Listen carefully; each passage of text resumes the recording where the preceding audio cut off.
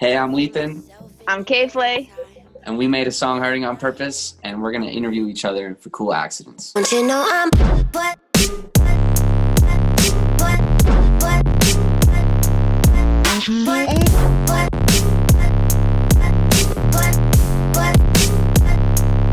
Don't you know I'm So my first question for you is going to be, what do you miss about being on tour and regular life as an artist while we're in COVID? Everything. Okay. I think the thing that I miss the most about touring specifically, and you can tell me if you agree, is that it's one of the few things in music where you have like a thing that you can accomplish every day and you can know immediately whether you did a good job. You know, it's like you have to play a show, and if it's good, people will clap and yell and be happy. So my first question for you, so there's lots of features on Fantasy. What do you look for in an artist when you're deciding whether you want to collaborate on something together? Someone or a group that, first of all, just gives off like a good positive energy, you know, a nice positive vibe. I feel like the music I'm always trying to make as well, it wouldn't really make sense for me to be collaborating with people who like, you know, hate the world necessarily. Getting into the sonics of it, I feel like with collaborations, I'm always looking for someone with a very unique, you know, sense of like maybe a tone of voice, or, you know, someone that just stands out.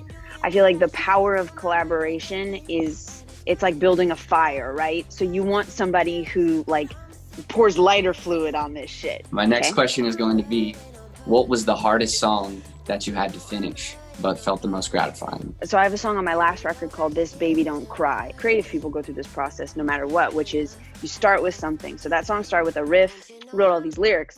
And then I was like, well, I should have a chorus, I should sing, there should be like a melodic part, there should be a pre-chorus. And I kind of started overthinking it. I kind of just like had that moment of realizing, oh wait, it should just be the original thing.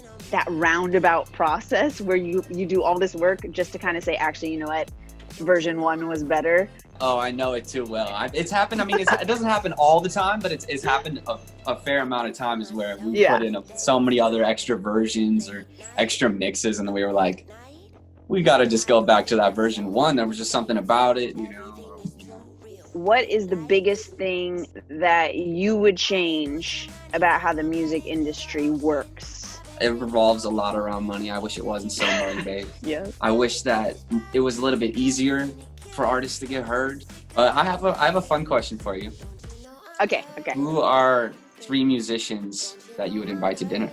My first dinner guest would be Shirley Manson from Garbage, who I met very briefly because my girlfriend was doing this Yoko Ono benefit concert, and she was also performing at it. And she was like, you know when you meet someone who's like a legendary musician person and they're just like, you can just tell they're awesome and very like humble and warm and smart.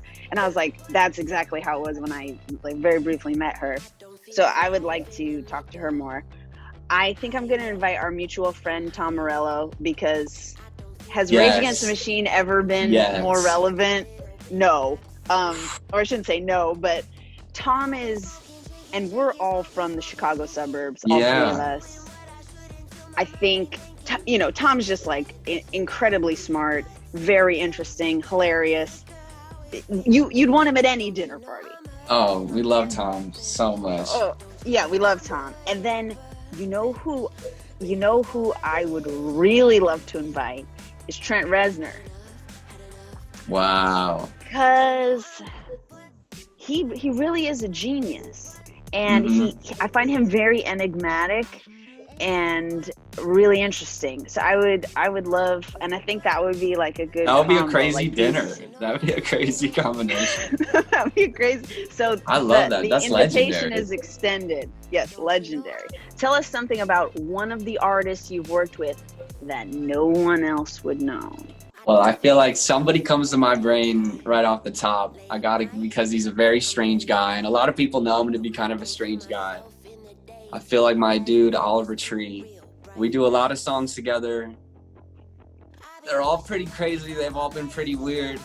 But I just remember, I guess, back in the day, we used to, when he was in CalArts, we had like a studio set up in his dorm room, and there were moments during certain songs where, I'm not even kidding, like he was like channeling certain characters, and we both had to put on different outfits. We were in like different costumes, and he had to make sure all the lights were off. Every light in the whole house was completely off before we could record. And I'm not gonna lie, it just set the vibe. The final question here is, what is your favorite part of our collaboration, Hurting on Purpose, which is, out there in the world? Just the part that like kind of just pops in my brain instantly is right after second verse, and it goes to that pre-gun where it's like, I've been smoking, drinking, smoking, drinking, with the crazy crashes and everything, and then it just shoots you back in. I think that might be my favorite part, aside from everything. My favorite part is watching it change, like as you were working on the record and developing. It was a song that was probably written almost 3 years ago now. There's like a term in anthropology called a palimpsest, which is like basically because they didn't have paper back in the old days, they would use like a piece of stone or whatever, and you would write in it, but you can never fully erase what had been written before to write something new. So basically these documents would contain all the layers of writing, and in some ways I feel that this song is a palimpsest. Wow.